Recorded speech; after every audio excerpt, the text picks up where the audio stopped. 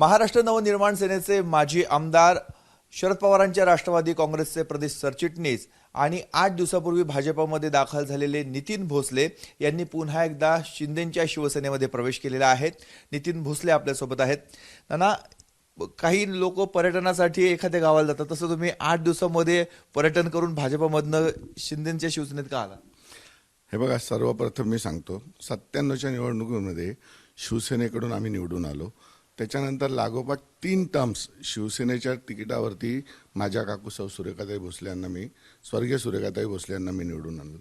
2000 साली 6 साली मनसेची स्थापना झाल्यानंतर स्वतः राज ठाकरेंनी मला बोलवून घेतलं, कारण मी त्याच्या अगोदर त्यांच्यावर कधी काम केलं नव्हतं।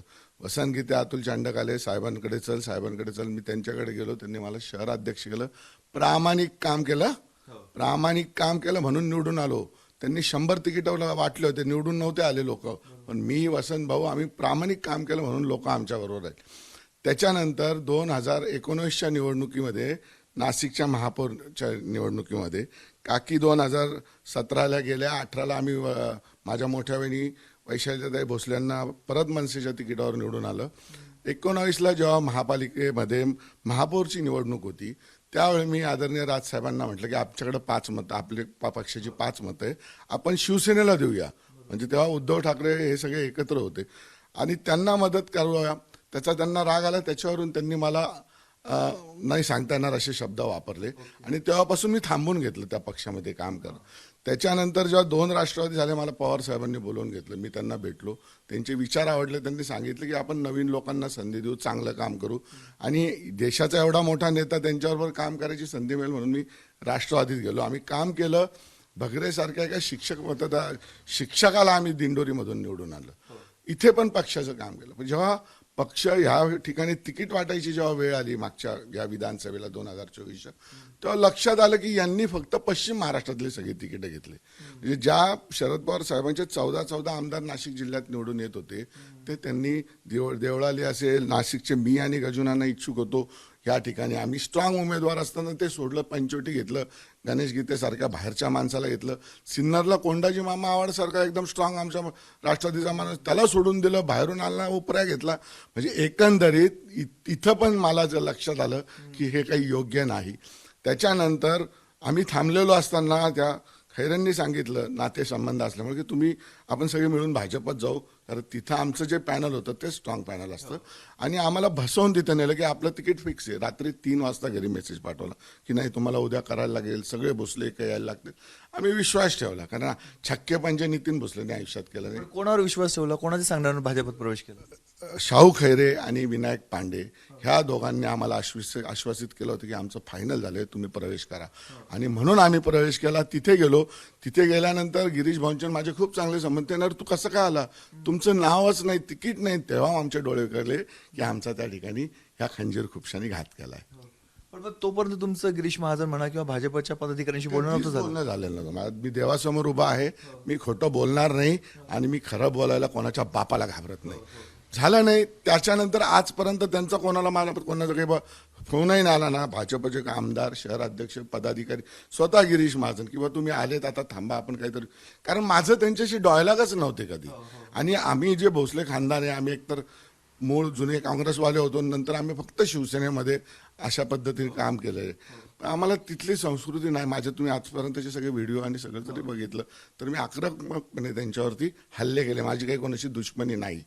आणि मग आम्हाला असं ठरवण्यात आलं की माझ्या चुलत भावाच्या मिसेसला, जो पहिले 3 वर्षापासून शिंदे सेनेचं काम करतो, त्याच्या मिसेसला तिकीट मिळाल्यानंतर आम्ही सगळ्या भोसलेंनी ठरवलं की हे जर भोसल्यांना संपवायला निघाले तर मला पण माझ्या कुटुंबाच्या मागे उभं राहणं क्रमप्राप्त आहे, आणि म्हणून मी शिंदे सेनेमध्ये। तुम्ही आमदार राहिले, तेवढ्या मोठ्या पदावर काम केलेले, असं कसं होऊ शकतं ज्या पक्षामध्ये आपण प्रवेश करतो तिथल्या कोणाशीच बोलले नाहीत आणि तुम्ही स्वतःहून प्रवेशासाठी जातात? मी आहे ना लंडनला होतो 17 तारखेपर्यंत, माझ्या मुलाचं कॉन्व्होकेशन होतं, त्यामुळे मी इथे नव्हतो।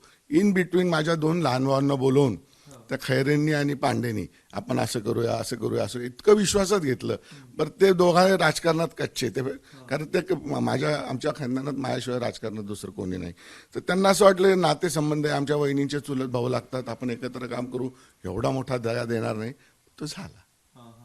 तुम्हाला कुठून तिकिटाचं आश्वासन देण्यात आलं होतं, नेमकं काय घडलं? आम्हाला त्यांनी दिलंच नाही. आमचं जे पॅनल आहे प्रभाग क्रमांकचं, ज्या ठिकाणी वैशाली भोसले माजी नगरसेविका आहे, त्यांच्या जागेवरती दुसरी घरातली श्रीत आम्ही घेऊ असं त्यांनी सांगितलेलं होतं.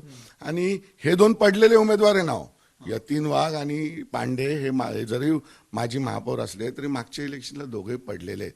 आता आम्हाला असं वाटलं की आपण विद्यमान नगरसेवक आहे तर आपला क्लेम पक्का आहे, आणि म्हणून ही फसगत झाली. पण मग आता शिंदेच्या शिवसेनेमध्ये काय गेलात?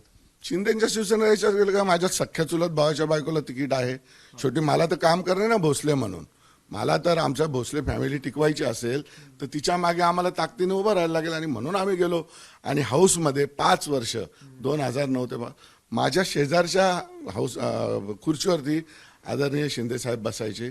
माझं त्यांचा वैयक्तिक खूप गोष्टींवरती कायम चर्चा व्हायची. एकदम दिलदार माणूस आहे, एकदम दिलदार माणूस. म्हणजे मी आज कोणाला नाव नाही ठेवणार म्हणून, पण जी शिवसेनेमध्ये किंवा मनसेमध्ये ट्रीटमेंट असायची, हा माणूस डायरेक्ट बोलतो, स्वतः विचारपूस करतो, कार्यकर्त्याच्या मग खंबीर वेटिंग नाही, रात्री 2:30, 3 वाजेपर्यंत ते भेटतात. आज ह्या दोन्ही पक्षांकडे गेलं तर बाहेर बसून राहायला लागतं. पण तुम्हाला आश्वासन काय दिलेलं आहे? आता कुठली जबाबदारी पार मला पाडली? कोणतंही आश्वासन दिलेलं नाही. मी भाईंना स्पष्ट सांगितलं मी काम करेल. नाशिकमध्ये मी 2 मतदारसंघातून आमदारकी लढलेलो आहे. जास्तीत जास्त लोक निवडून आणायची जबाबदारी मी त्या ठिकाणी घेणार. मी सगळीकडे फिरणार, कारण आमचे जे स्थानिक नेते अजय बोरस्ते असतील किंवा प्रवीण तिदमे असतील, शहर अध्यक्ष, जिल्हा अध्यक्ष विलास अण्णा, हे त्यांच्या निवडणुकीत अटकलेले आहेत.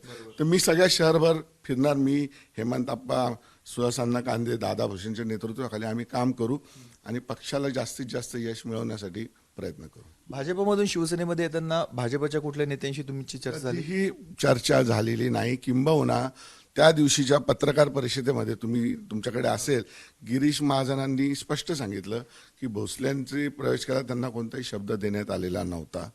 जे आम्हाला काय सांगितलं तुम्हाला तिकीट मिळणार म्हणून तुम्ही, तर शब्दच देण्यात आलेला नाही तर माझा त्यांच्याशी संबंध काय राहतो तुमचा? खैरेंनी तुम्हाला सांगितलं तिकीट तुमचं खैरे पक्का? आणि विनायक पांडे ह्या धूर्त लोकांनी आमच्या भावांना फसवलं आणि त्यांच्या विरुद्ध मी आता लढणार.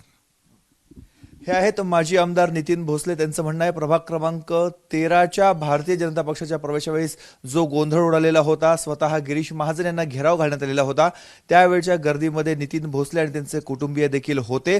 परंतु विनायक पांडे आणि खैरे यांच्याकडनं यांना तिकिटाचं आश्वासन देण्यात आलेलं होतं. मात्र भारतीय जनता पक्षाकडनं कुठल्याही स्वरूपाचं आश्वासन दिलं नव्हतं, त्यामुळे त्यांना तिकीट मिळालं नाही आणि आता त्यांनी शिंदेच्या शिवसेनेमध्ये प्रवेश केलेला आहे. आता एवढे पक्ष फिरल्यानंतर नितीन भोसले शिवसेनेमध्ये किती स्थिर स्थावर होतात हे बघणंही तेवढंच महत्वाचं आहे. कॅमेरामॅन किरण कटारेसह मुकुल कुलकर्णी, एबीपी माझा, नाशिक. एबीपी माझा, उघडा डोळे बघा नीट.